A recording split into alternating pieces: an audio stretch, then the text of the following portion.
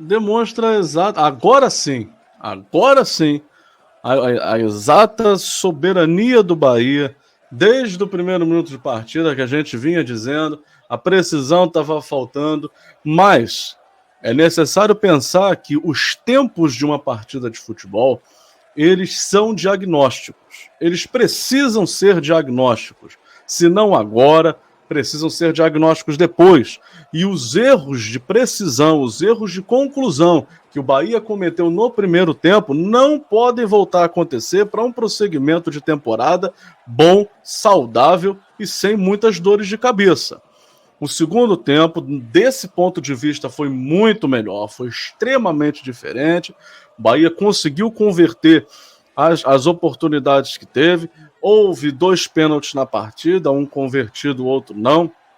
Porque o pênalti demonstra que você está chegando na área e chegando com um certo perigo, porque se não há perigo, não há por que o adversário te interromper nessa jogada. Então, o Bahia mudou para o segundo tempo, o Rogério encaixou as coisas, o Rogério fez muito bem em tirar principalmente os marcadores de gol, manteve ali os caras para descansarem um pouquinho, ainda que tenham sido necessários em um jogo de primeira fase de Copa do Brasil. A gente sabe que entrar com o time titular é muito importante nessas ocasiões, embora um clube de Série A, embora um clube com orçamento muito maior, a gente sabe que correr riscos não é interessante, até mesmo por questão de grana. Você falou aí da questão de embolsar 1 milhão e pouco a mais por ter ganhado o jogo. Já vim embolsado por entrar em campo e por ter ganhado o jogo ainda mais um pouco.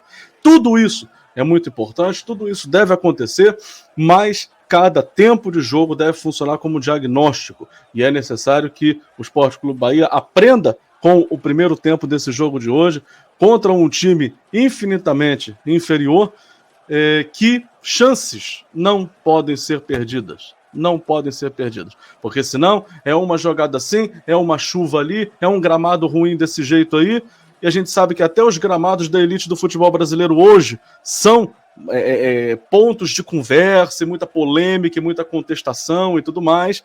Então, numa dessas aí, toma um gol e complica, né? Então, há de se pensar esse primeiro tempo e fazer mais jogos como o que foi o segundo tempo dessa partida. O Bahia ele vence e, na minha opinião, Rafa, convence muito mais, e aí eu corroboro com a sua opinião, com o segundo tempo. O primeiro tempo é burocrático, sonolento, pragmático, e aí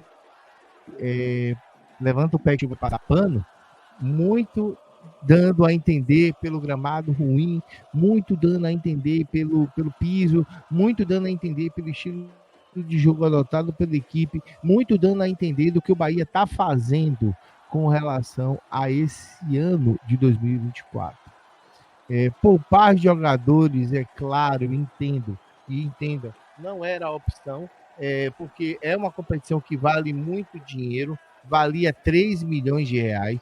O Bahia não podia se dar o luxo de perder esse dinheiro, de dizer assim, olha, são 3 milhões, mas a gente é rico e tá tudo bem. É uma competição que é o caminho mais curto para uma Copa Libertadores, é uma competição milionária, é uma competição que vai fazer o Bahia chegar a um outro patamar financeiro, querendo vocês ou não, porque para além de qualquer coisa, o Bahia ele precisava se impor a ponto de não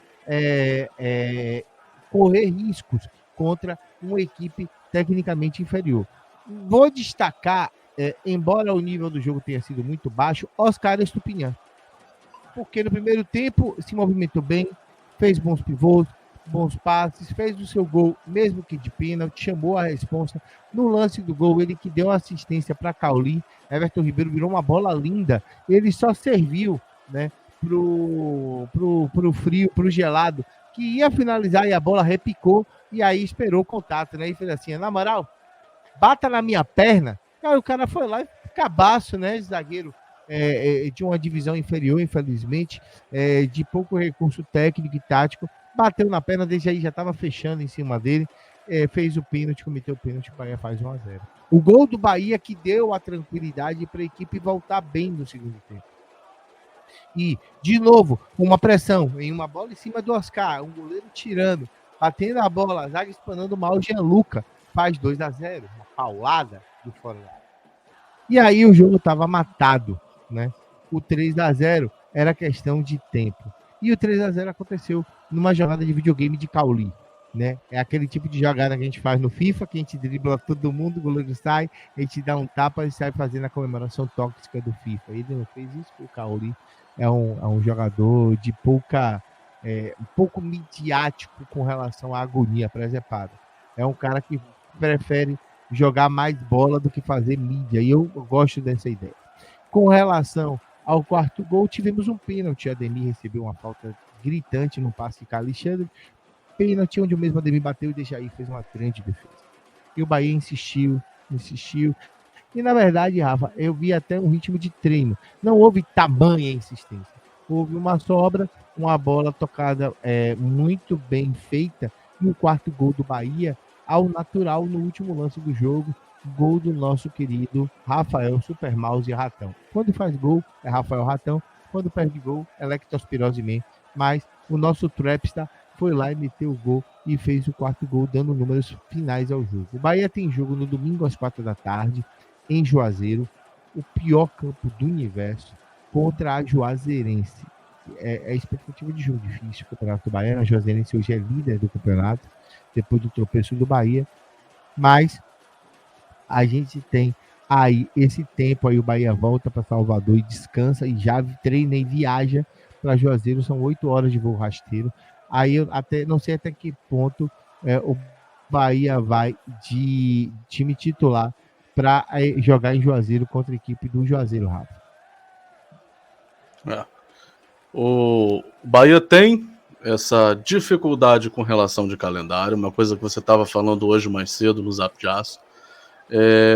Calendário para os times do Nordeste, por conta muito também da Copa do Nordeste, é algo que complica bastante. A gente aqui embaixo consegue lidar um pouco melhor, porque nós temos o estadual, uma única interseção aí no calendário, que é a da Copa do Brasil. Então até o Brasileirão são essas duas as únicas preocupações dos times daqui.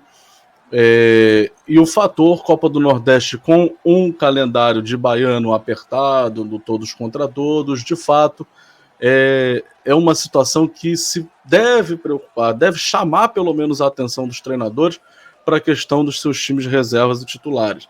Hoje, por exemplo, a gente cita o caso do Everaldo, que não entra como imediato, e tudo pode ser que ele seja ali um atacante para o próximo jogo.